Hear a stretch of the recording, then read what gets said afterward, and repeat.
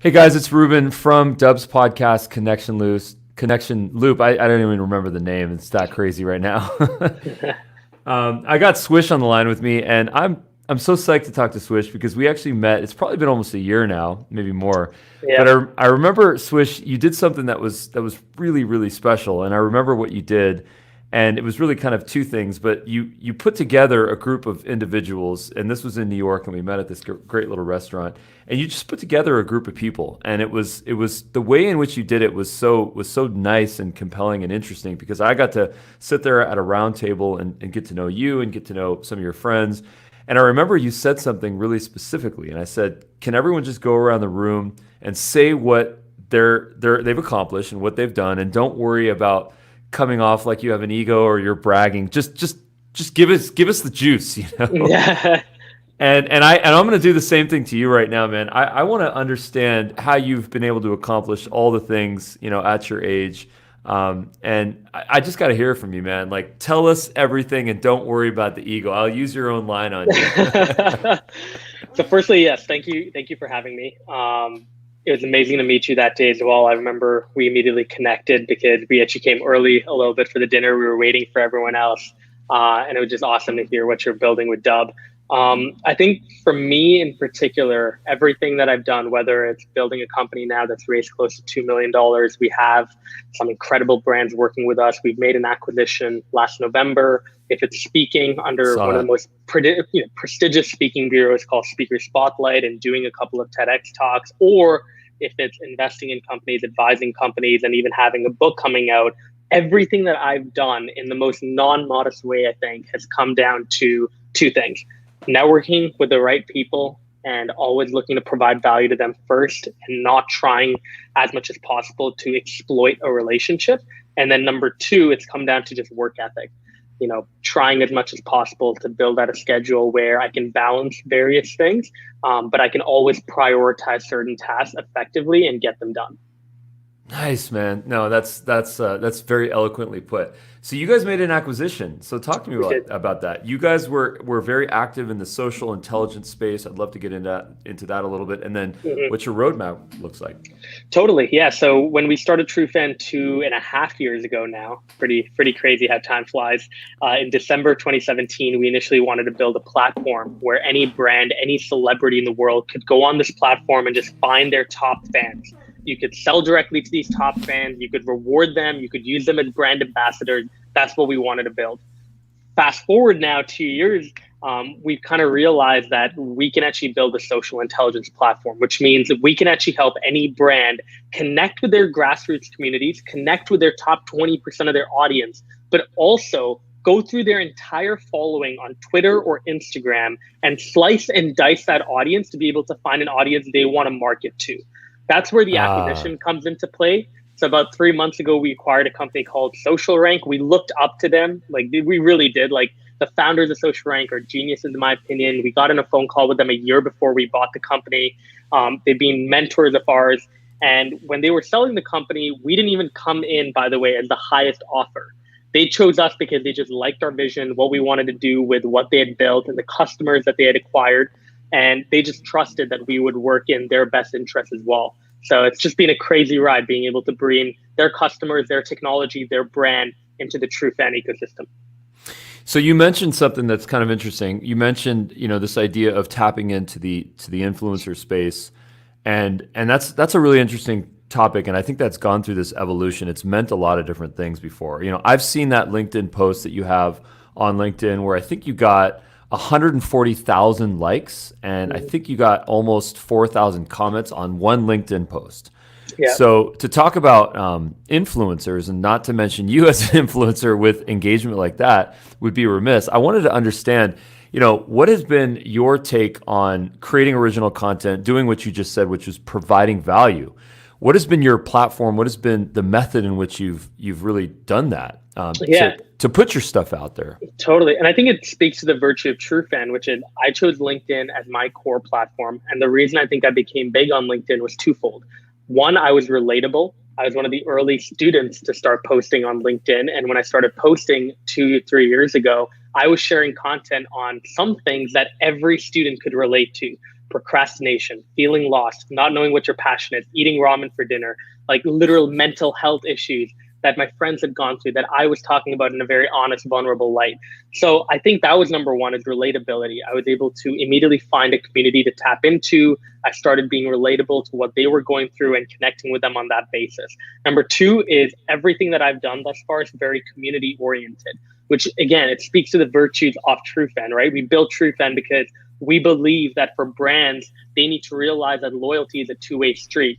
If consumers are being loyal to them, they have to be loyal to consumers, especially over social media. And that's what I've done. To date, I still try to comment back to every single person I can, try to show them that it's not an avatar on the other side of this post. It's a human being like me who can engage with them and really appreciate them for taking time out of their day to comment. And how has that all changed now with our current climate? Like what's your take now as a company, as an individual, as a personality? Yeah, I think with the company, I mean, we had a very clear manifesto going into this year that we believe paid advertising is a bubble. We think Instagram, Google, Facebook ads are highly ineffective for four key reasons: ad fraud, brands not knowing where their ads are being placed, and sometimes it can be put on top of racist YouTube content like it was for JP Morgan and Verizon last year. Ad blockers being at an all-time high, and they're only continuing to grow on platforms like YouTube. And then brands not even knowing if where they're advertising to is a new market or people that already had buying intent. Right. So what we believe is that influencer marketing is going to continue to be dominant. And now more than ever, where a lot of consumers are being hit hard by COVID, this is the time for every brand, I believe, to truly show that they're purpose driven by reaching out to their grassroots communities made up of super fans and micro influencers, equipping them with the right content, the right feeling to promote their brand and get their true message out. Well, I mean, I'm psyched personally to be part of your journey in some capacity, because you guys actually very quickly adopted Dub, and I was really psyched to see that, because you guys are inherently storytellers, and I know that you and some of the members on your team, you guys naturally can build relationships through this kind of digital forum. So Dub is all about that. That's what we've spent the last so many years doing, is figuring out ways so that people can share stories just like this one, but then get that on social channels and email and stuff. So, thanks for your support on that. Really appreciate it. No worries. Yeah. So another kind of question that I have for you is, just to pivot the convo, is that you were at one point in your life a very early venture capitalist, like uncomfortably young.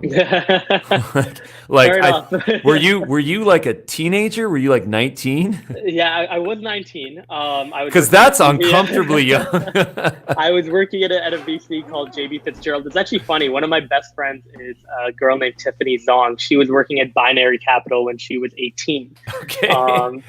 I guess you just attract the right crowd, really, when you get into that world. But no, I didn't come from a finance background. I think what I had, which is what was so attractive to JB Fitzgerald, was a good network of young entrepreneurs to tap into.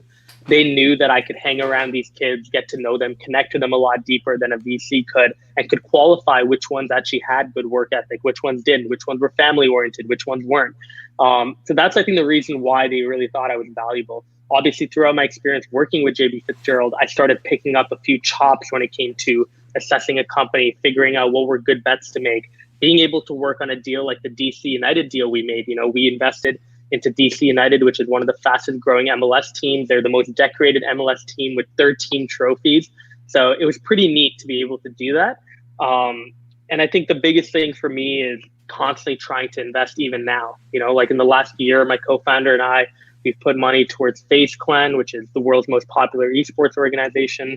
We've put money towards a dental labs company called Smile Innovations in Vancouver. We're just constantly trying to look for opportunities to be able to put our feet in. And then when you invest, what do you kind of look for? I mean, you obviously have perspective, and you're seeing something that most people are not seeing. Right. What is that insight? I think twofold. I think not to go with the cliche, but who the operator is. It's always good to know that I can connect with this operator. I can work with them. They're open-minded. They're hustling. They're the type of person that doesn't see this as a quick buck, but sees whatever they're building as something that they want to do for the next 10, 15 years, which really is the mindset that you need to have when you approach a business. You can't approach it with I'm here for 2 years and then I'm out. And I definitely learned that building TrueFan is you have to have a 5, 10, 15-year commitment. It might not be that long, but you definitely want to be prepared for that. And then I think number two is just gauging impact of the industry and the business, right? The reason why we invested in FaZe Clan is because Onik is incredibly well versed in esports, has taught me a lot about it. And we really believe that the industry is going to continue to become dominant. Esports already, in terms of viewership for certain tournaments, is beating traditional sports. Now more than ever, especially with COVID, people are playing video games, and younger people are going on platforms and making money and making it a full-time career. So I think that the industry as a whole and where it's going is something we wanted to participate in, which is why we also made a bet. Nice. You've done 3 TED Talks now, TEDx Talks. Let's get into that. What was that process like? Did you pursue that? Did they invite you? Yeah, so it's cool because all 3 have been invitations, which, very blessed that way. In my first year of college, I was actually volunteering for TEDx U of T, and a speaker dropped out at the last minute, and they invited me to give the talk because they knew I had a background in debate. I had debated extensively in high school. And so I gave a talk on social entrepreneurship because I'd built a nonprofit in high school. And I really just spoke about my experience being a young social entrepreneur. The second talk, which was, I think, about 2 years ago, I gave that whole talk off LinkedIn and storytelling and personal branding. It's a talk that I think I've given now 150, 200 times because that's what I speak with under Speaker Spotlight. That's what they commissioned me out for. But it was really cool to be able to get onto that TEDx stage and tell people, all right, here we go. This is exactly what I believe is the future of storytelling. Here's where it's going to be, and here's how you participate. And then the third talk was about a couple of months ago, actually 8 or 9 months ago. I got to speak on mental health, which was an important topic for me. It's something that I've spoken about at a bunch of colleges and universities. I feel very passionate about the issue. I think everyone can relate to it. So it was really neat to be able to kind of have those 3 talks, and they're all very separate from each other. People always ask, would you do another one? I would say no to that right now because I don't have another topic really to talk about. But maybe in a couple of years, as I start to endeavor into various other things and my passions develop, it might be cool to give another talk, which could be nice. And then right now, if you wanted to recommend how people can actually become a TEDx speaker, what would you recommend?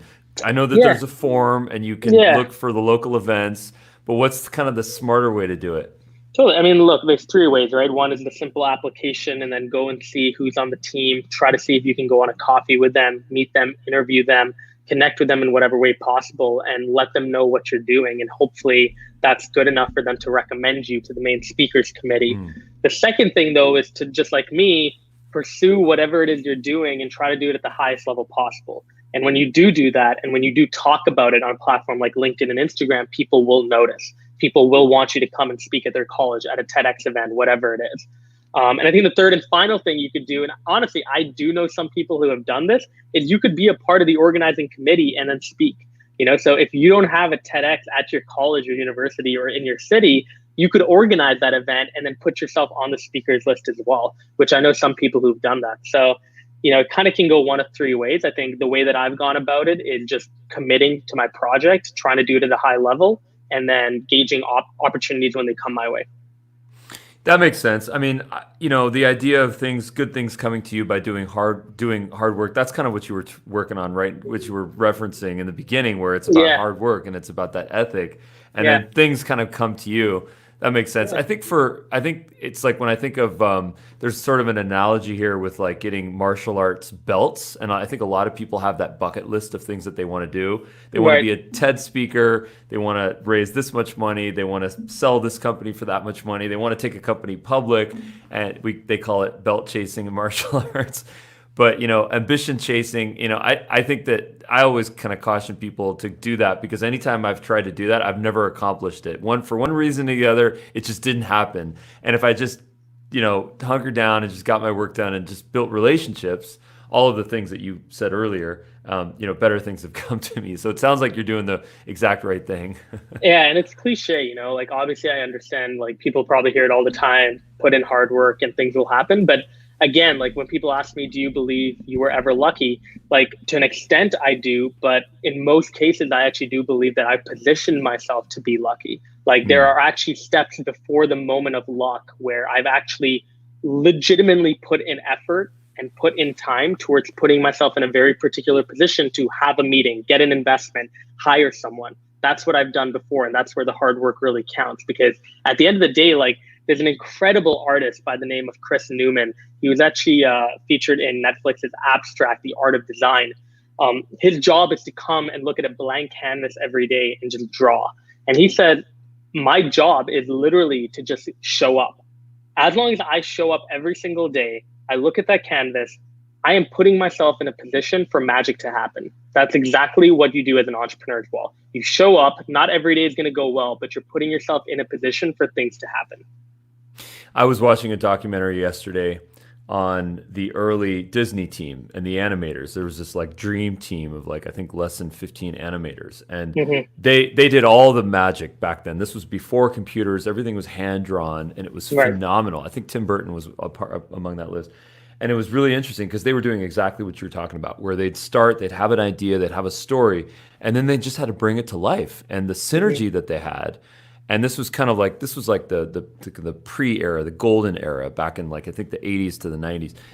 And it was truly amazing what they did, because they did exactly what you're saying. Is they showed up, and then just through collaboration, through teamwork, and through tons of creativity, they would just bring things to life and create like multi-billion dollar franchises. So I think you're right. That's what entrepreneurship is about, you know? Yeah.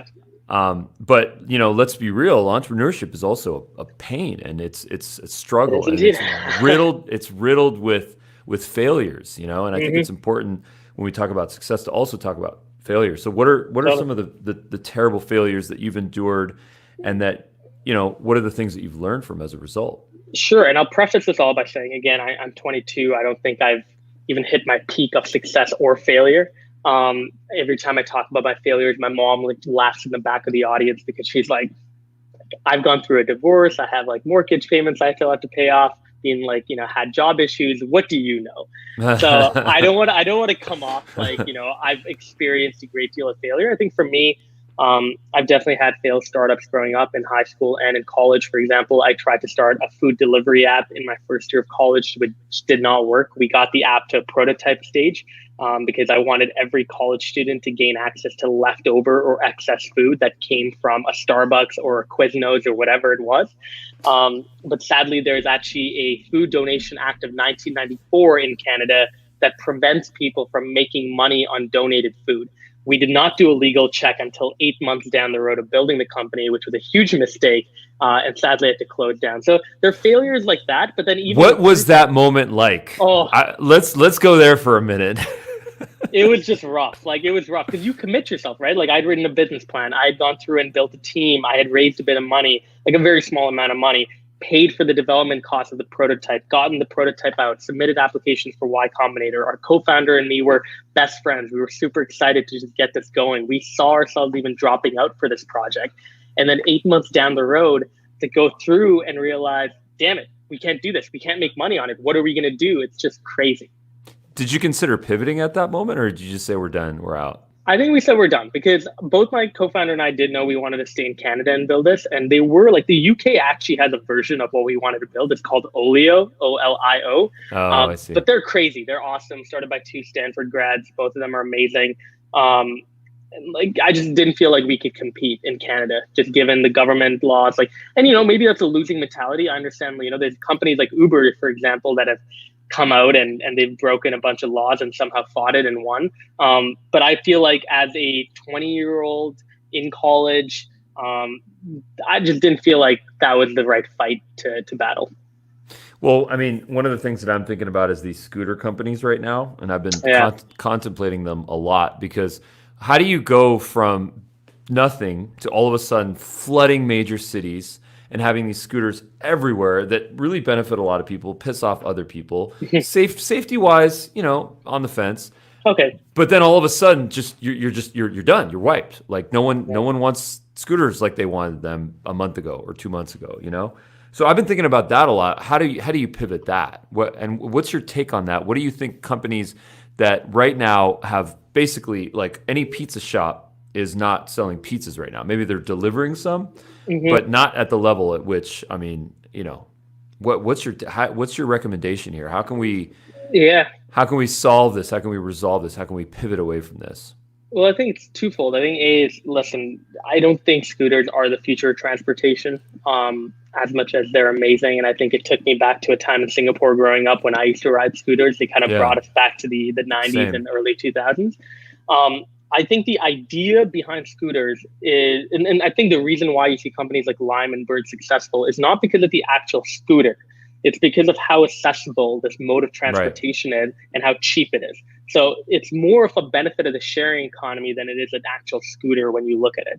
So I think it's playing to that and trying to figure out what is the next mode of transportation that we can make affordable, accessible, and widespread. That's what you got to look at.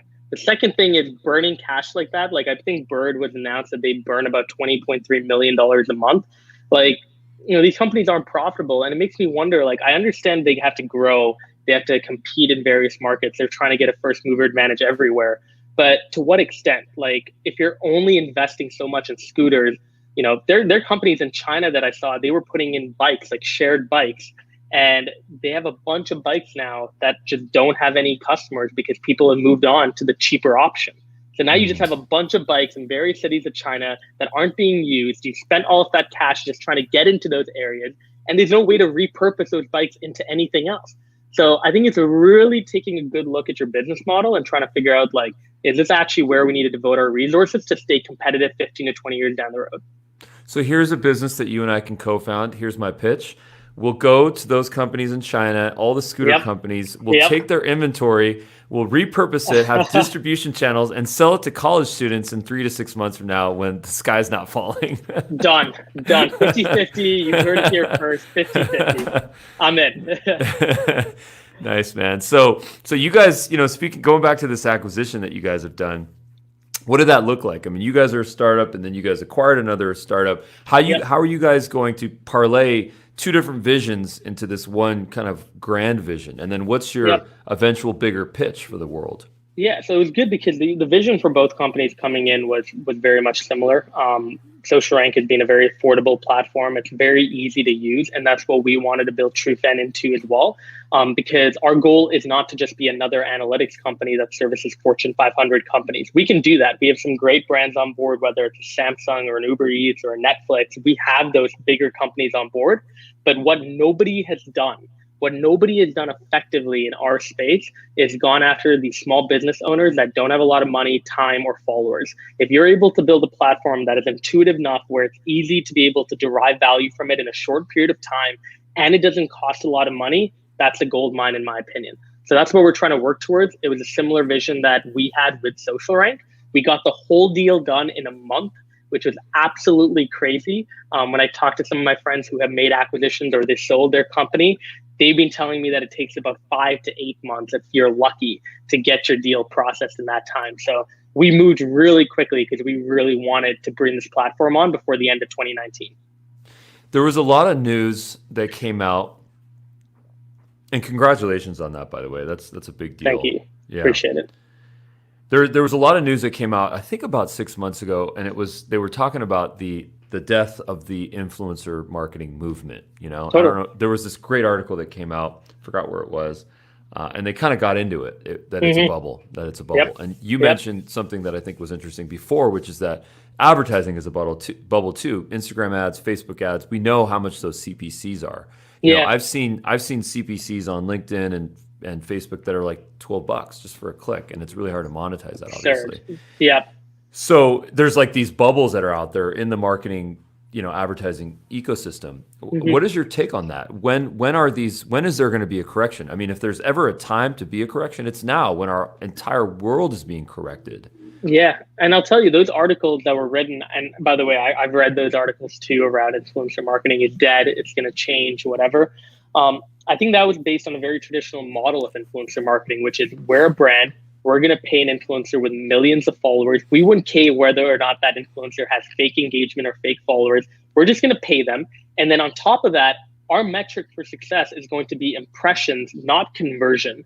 That was the old model of influencer marketing. Where I think we're positioning ourselves, and there are other companies doing this as well, which I love, is they're trying to focus on micro influencers that have higher engagement rates, they're cheaper to work with, and they already buy from your brand. They're already a customer of yours. If you're able to take those three things and empower those people and activate them to start distributing content or start posting for you or start buying your product at a much higher level, that's a win. So I love that, like eBay, I think it was eBay and Unilever at Cannes Lions, the marketing conference that happens every year. In 2019, they said that they're not going to do influencer marketing anymore because they want to go and empower and reward their influential buyers and sellers. And that's amazing. That's exactly what we're talking about. Is try to engage your own audience before you start paying people that might have fake followers and fake engagement and aren't actually leading to any direct conversion. Well, see, what I think about, I mean, I love the idea of, direct response advertising or conversion focused advertising, a direct, huge emphasis on attribution and the things that we do. And one of the hardest things to do on any social platform is to get attribution, because the second that you put a couple extra little parameters with some UTM data or some information that's going to track something back in Google or this or that, and you're some conversion platform, you've lost trust with people because they're like, oh, well, is that a tracking link? Is that a affiliate link? What the heck is that? I don't want to click on that. Yeah. How do we solve the attribution problem? The direct attribution problem, not necessarily from a brand lift perspective or viewership perspective, but from an actual conversion perspective. I think it's understanding that the idea of sequential marketing is very true, which is it does take multiple touch points to finally get a consumer to convert and to make them do that in an authentic way. That's the critical thing. A bunch of people might swipe up to your website, but they might not actually buy at the end because they didn't even want to come in and buy this ad or buy this product. They just simply did it because they were told to do it by someone they looked up to. So I think it's when you are able to go through micro influencers and empower people, like for example, I'll tell you an example that happened to me a few days ago. I was looking for a mattress and I went on ND.com. Now I'm getting peppered with ND ads. I don't actually mind it though, because the ND ads that I'm being given are from actual consumers. They're sponsoring consumer posts that aren't getting millions of likes. They're only getting like 1,000, 2,000 likes. They're from people that have kind of smaller followings. But it's so authentic because they clearly bought the product, they've utilized it, and in the caption, they're so detailed about how this has benefited them. And these are ads? These are ads. So Andy's putting money against customers of them who are buying their product and then asking them, can you talk about it online? We'll promote it. So that's amazing, right? You're taking user-generated content, you're putting ad spend behind it, and now you're able to pepper all of these potential customers with ads from real people, real customers, as opposed to people that were just forced to put up a post. And then when those posts, are they from the actual manufacturer, or are they posts Sometimes both. Sometimes both. See, that's really interesting. So it's an individual user, just like you and me, that goes to our Facebook page, and then someone reaches out to us. They call us from corporate, and they say, we're going to fund this. Here's $1,000. They use the Facebook ad engine. They fuel the account. And then they go and fund that. I see. That's really interesting. It could be that way, or it could be the other way, where you do assemble micro influencers, you make them buy the product, and you connect their Instagram account with your paid manager. Right. And you're able to do that. Like, for example, I did a campaign with RBC, which is a bank in Canada, a few months ago, went out to an event that they hosted for Gen Z, took a couple of stories, went home, did a post, and then they were the ones that promoted it to bring their audience over to what I had talked about, because I talked about it in a very honest and raw way. Got it. I think that's really cool.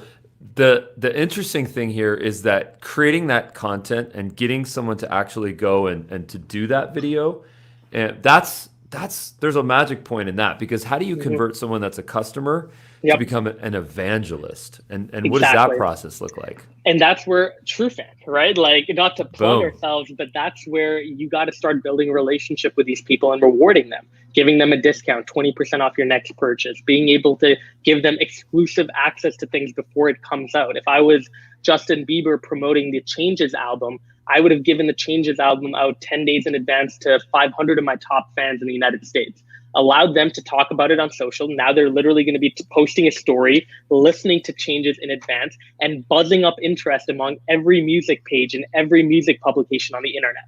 right? Simple things like that can actually have a viral effect when you really think about it. That's incredible. So how can people join up? What's the process to onboard? Is there a Yeah. certain qualification of ad budget, or what does that look like? No qualification of ad budget as long as you're in North America. You do influencer marketing. You're looking for a tool potentially to find influencers or to validate whether an influencer has real followers and whether they're actually leading to people onto your page. You can go on to trufan.io, trufan.io, and you can just contact us directly for a demo. Actually, next week, we're going to be launching a pricing page as well. So if you want to get onto a very basic version of TrueFan, you'll be able to do that in a self-serving way. Nice. Speaking of self-serve, one way that I'd love to support this is that there's two things that we've really innovated at Dub, which is the idea to create quick ad hoc videos, phone, webcam, DSLR, whatever it is, and then to actually embed those onto high-value pages on your site. So imagine a video of you or your co-founder that's explaining how your pricing model works or how your subscription model. I love that. Yeah. And since we kind of peppered those, just to use your word, we've peppered those throughout the Dub platform, and now every single high value page has a video on it. We've stopped pitching. We don't pitch the product anymore. Now we've gone completely from hybrid outbound, inbound to all inbound. I mean, we still have a lot of work to do, but we're trying to move in this direction of just scaling and minimizing the costs and not having to spend so much money in advertising. So anyways, I'd love to support with you on that, and we'll do a sesh at some point. So definitely. Yeah. Here's a question for you, kind of specific. What is your North Star metric for your business?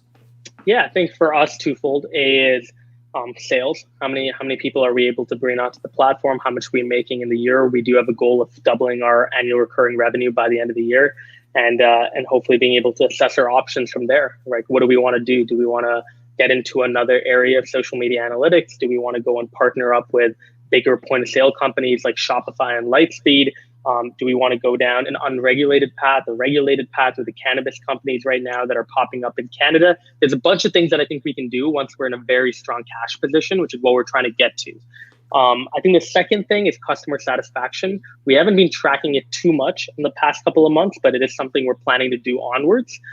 Is looking in and trying to figure out, like, all right, what is our NPS score? What is our CSAT score? And trying to figure out how satisfied people are with what we built. So those two things, I think, are the North Star metrics for success, in our opinion. Nice, man. And where can people find you on social? I know LinkedIn is your go-to channel. So yep. What's username, or I guess I can just search for you by name? Yeah, by name, Swish, SWISH. I believe I should be the only Swish on LinkedIn. Okay, but not the only Manu.